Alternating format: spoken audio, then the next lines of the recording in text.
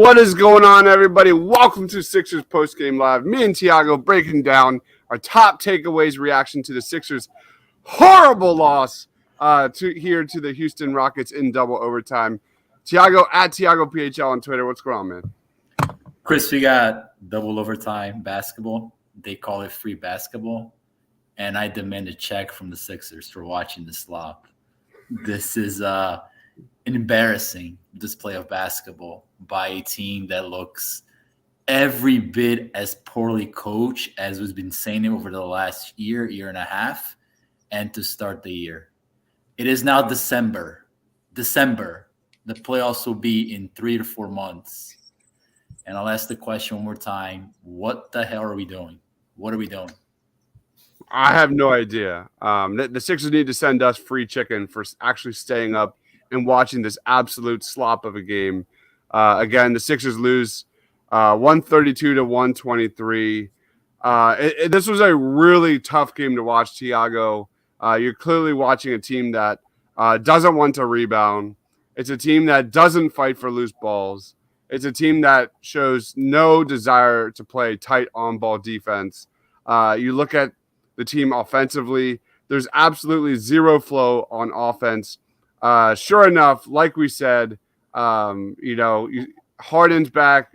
Joel Embiid are on the court together, back to hero ISO ball, and it is just absolutely horrific to watch. I felt like the Sixers completely melded in this game.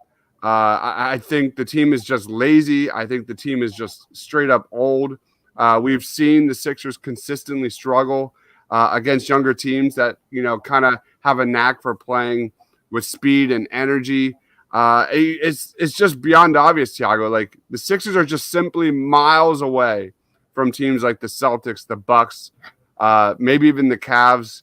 Other than pure talent, they don't play cohesive basketball. And I think the worst thing about all this is all that amazing ball movement that we saw earlier the last few weeks, just completely out the window, man. Tough game. Yeah, I mean, you touched on so many great points, Chris. I think you're spot on so many things. Effort, roster construction, coaching. It's embarrassing, the effort you see out there on the glass. I'm going to go straight to the best player. I think, people are going to go up and they're going to start putting up the 40 points, 50-plus field goal percentage. I don't want to hear it. I'm done. I'm done with that, right? This is a game where you got to show a level of sharpness that needs to be translatable come playoff time. We've seen so many performances from Joel Embiid in critical games, playoff games, where the critical turnover, the bad decision-making, the hero ball comes in, and it costs them games, playoff games. And he's had excuses in the past around the coach, Ben Simmons, the roster, whatever. I'm done with the excuses. Like, what we saw today from Joel Embiid was rookie-level decision-making, rookie-level playmaking, selfishness, lack of intensity on defense, sloppiness on defense, getting out-hustled, out-rebounded by a guy who's like 150 pounds soaking wet out there hustling over him on the glass.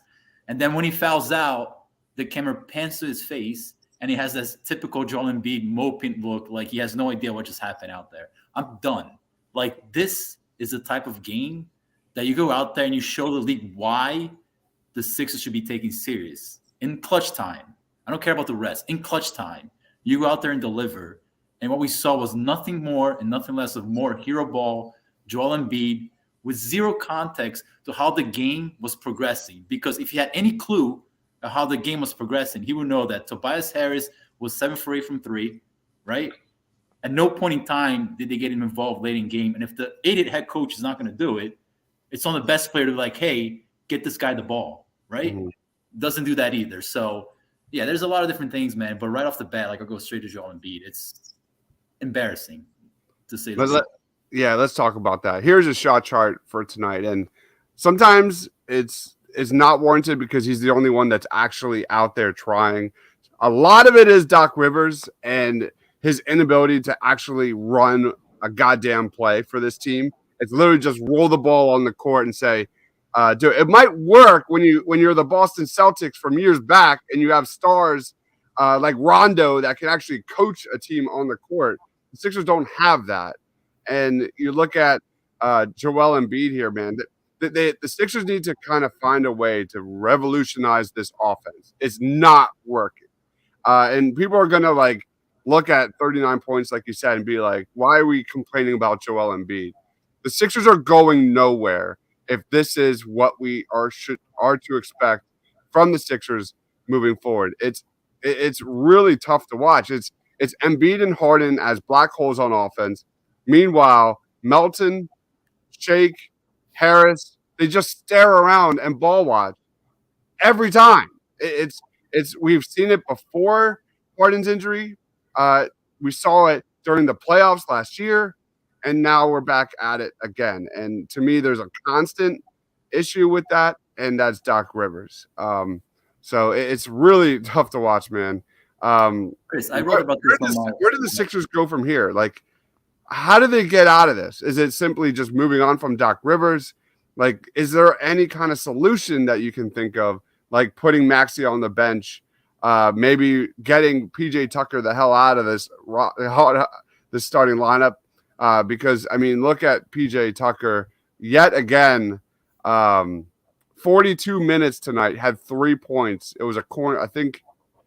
No, it wasn't a corner three. But he had 3 points in 42 minutes and 5 personal fouls.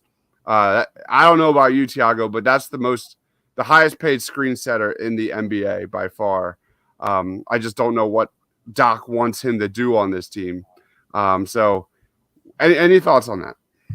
Yeah, I mean, there's a lot of thoughts around that. Tiago, you're muted, man. Oh, am I? Can you hear me? Yeah, I can hear you now. Oh, perfect.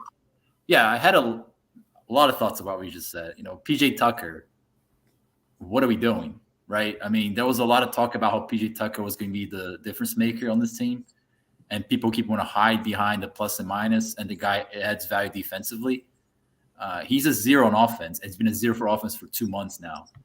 This is a question if he's directed at the general manager and the best player, because PJ Tucker is here as a result of Joel Embiid asking for him, and a result of Daryl Morey and PJ Tucker being friends. So why is he here? There's your answer. To your point around like the offense as a whole, it's unfathomable that you have Embiid, Harden, Maxey, and you're not even a top 5 offense, top 10 offense in the NBA. Like, there is no world where you have this much talent and you cannot be a top 10 offense in the NBA. Top 5, actually, because top 10 is being kind of generous when you have this type of level of talent on the team. And we're now going to year 2.5 of Joel Embiid with Doc Rivers, and they're yet to have a top 5, top 10 offense in the NBA. So I don't know how Morey sees this and thinks this team can win a championship when you look at Boston, the way they are historically offensively this year, when you have Golden State, when you have Milwaukee, when you have God knows who else, Memphis, Phoenix. I don't know how you can look at this and be like, how can I compete if my offense is not a top 5 to top 10 offense in the NBA? Yeah. The film is out there. The proof is out there. The Sixers are a isolation-driven offense in clutch time, right? And when those plays do not bear points because it's hard to score in isolation in clutch time, naturally, they have nothing else to go to. There's nothing else to go to. We talked about it. Tobias Harris, 7 for 8 from three-point line. Doesn't touch the ball in the last 4 minutes of the game. It turned into a playground-style offense with no structure. It's Joel Embiid running around, throwing, fadeaway jump shots. It's James Harden bouncing the basketball for 5 minutes and, trying to do something by himself. So, again, it goes back to what we talk about all the time, the lack of structure, the lack of coaching, the lack of cohesion. And I think, I think the general manager is okay with that, because the general manager is punching numbers and he's saying, hey, listen, James Harden isolation at 1.25 point per possession player. I'm okay with that. You can punch your calculator all you want. We see what's on TV, and it's embarrassing. And there's no way you can tell me this level of performance will get you anywhere near a championship. There's just no way. So I fully agree. Mr. Rudy Poo says star players play like trash in the clutch, and coaching is terrible. Talk about the clutch, because you saw at least two really bad back-to-back turnovers from Joel Embiid in clutch situations. He jumped up and had no idea where his teammates were on the perimeter and threw the ball away. There was one play, and I'll never forget it. James Harden got the ball cutting to the basket and had a wide open lane for a layup, and did his best Ben Simmons impression he could ever do. And instead of just taking the layup, he throws it to Melton in the corner. I think it was Melton or PJ Tucker, one of those guys, and it was a turnover. It went out of bounds. There's another play late, I think, in overtime when James Harden's doing, James Harden ISO basketball and just dribbled it off his feet. It's really bad, man. It's this offense is as bad. And I mean, let's talk about rebounding. Like, the Sixers have been absolutely killed on the glass lately. I know Houston's one of the better rebounding teams in the league, but my gosh, the Sixers had 22 less rebounds than the Rockets in this one. They had 5 less offensive rebounds. They were killed by Jabari Smith and guys like that. Like, they were supposed to add grit. They were supposed to add toughness. They don't play with any of that. And I don't know what Daryl Morey or Doc Rivers wants out of this team, man. Yeah, you would think they would have a little more pride after that embarrassing display on the glass against Memphis, right? After Joel Embiid was absolutely embarrassed by Steve Adams. You would think you would show up a little more pride tonight. That clearly wasn't the case. So to your point, Chris, where's the toughness? Where's the grittiness? Where is the PJ Tucker factor, right? Because a big reason why he's here is to bring that toughness. I see none of that. I see a guy who's old. I see a guy who's slow, adding to the theme of the roster. Joel Embiid's performance on the glass wavers between bad to non-existent to not giving a fuck. So I think it's between all those 3 levels and for most of the season. And yeah, your guard play also doesn't help, right? So James Harden doesn't really show much interest in hustling. Tobias Harris is not a particularly great rebounder. I think they want to keep Shake in the lineup because Shake adds some size and he has played up defensively. And I wonder if they're going to want to do that going forward when Maxey comes back. But no, Shake plays 18 minutes in the first half and finishes with 24 minutes, barely plays in the second half. He has no cohesion, no logic behind how he deploys the minutes. He sees the team struggling on the glass, struggle defensively, and doesn't go back to that well. So, yeah, it's just a lot of confusion, a lot of poor play, and it shows. I mean, a game that they should have won by 50, they lost to one of the worst teams in the NBA when the effort and the energy was non-existent. Yeah, Shake. I was definitely interested to see what Shake would do in this one with James Harden coming back. Shake had, would you say, 26 minutes played in the games before James Harden's injury. He only averaged 9 minutes per game. We all know how good Shake was during that stretch without Harden. Shake finished with 11 points. He was a minus 13 in this one. Quick on Tobias before we get into player of the game, if we have any. Tobias Harris, 12 of 18 from 3 the last 2 games. Absolutely terrific. He had 6 attempts in the previous game. He had, I think, 8 attempts in this one. What's your quick thoughts on Tobias Harris, who I thought, he's going to be my player of the game. Yeah, a guy who's shooting that well from 3-point line, the way that he has over the last 2 games and recently, is a guy that to me should be touching the ball way more than he did tonight. I mean, that guy should be getting any open look throughout the game, especially with James Harden running your point. Again, it makes no sense as to why they would go away from him late in the game. It was confusing to say the least. I think we know the reason. But nevertheless, yeah, the guy's playing really well. I think defensively, again, concerns around defending Houston's athleticism. Houston is an extremely athletic team. And we saw that every play, Jalen Green, Kevin Porter Jr. in the paint, dribble drive. And it was a problem for Tobias. And I think it showed a little bit defensively. But overall, I thought the guy has been playing well. I mean, he's a guy who has been delivering in the role that he's asked to do and doesn't step out of his role, which is what you want a little bit from your star player who now thinks is Kobe Bryant and Shaquille O'Neal all into one. And that's becoming a problem a little bit. So, yeah. GSC says Embiid, Harden, and Doc were the main reasons for this loss. Yeah, it's late. Let's wrap it up. I don't even know how many people are watching this right now after this pathetic performance from the Sixers. Who's your player of the game tonight? Chris, I have no players of the game. This game does not deserve a player of the game.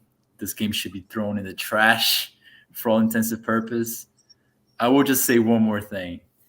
When Houston goes for 130 points and you play Matisse Thybulle, 7 minutes, get out of town, man. Just get out of town or to trade the kid, all right? Either get out of town or just trade the kid. That's just – it's ridiculous. So. Can we talk about that? Just trade him. What does PJ Tucker give you that Matisse Thybulle does not? Nothing. Just trade him. At this point, trade him. If you're going to keep the Bozo as your coach, trade him. There's no more reason to keep him on your roster. You're toying with the guy's career at this point. He clearly adds value to your team that the coach refuses to recognize. Maybe they just red listed entirely from the organization. Trade him. Trade him. It's getting ridiculous. Clearly a game that he should have been playing with Houston's athleticism, and he plays, 7 minutes? There's been several times that's happened, man, where you would think you would want Matisse on the court, with especially some of these younger teams that love to get up and run, and they've got some bigger wings and things like that. No entry says, what more does Embiid have to do? Just watch the game, man. Just watch the game, bro. This is not about what Joel Embiid tonight. Less. How about doing less as a starter? And we talked about that during the postgame show. Less is more when it comes play defense. His rotations have been god awful. How about some weak side help? There's been a lot of evidence where Joel Embiid is really struggling, especially defensively. And like Tiago said, less is more. Man, you're not going to win in the playoffs with this much ISO basketball. A lot of that's not Joel Embiid. A lot of that is Doc Rivers. But it's really tough to watch, man.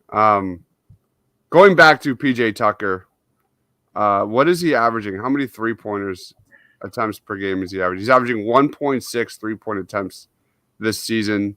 Matisse Thybulle can do that. He'd be fine doing that. At least you know what you're getting when it comes to that. But my player of the game, I'm going to go Tom Brady.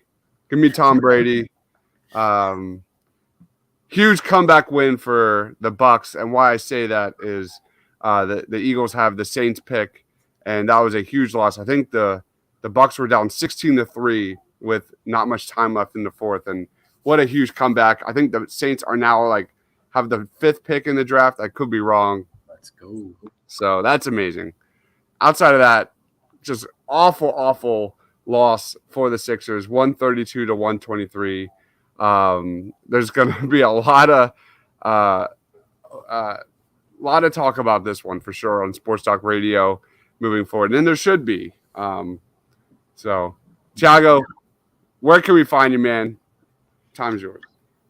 You can find me at Thiago PHL, where I'm tweeting nonstop about the World Cup. And Chris, I know you don't want to pull up the comment out there. Brazil won again today, so they're in the quarterfinals. Chris and I are going to have a watch party. No, dude, I watched the USA game. Who'd they play? They played the Netherlands. That was some of the worst. That rivals this. That's how bad it was. It's just if I want to watch mental lapses, I can just watch a Doc Rivers offense. That's all I'll say about that. That's a good point. It's a good point. But nevertheless, there are less mental lapses in Brazil plays.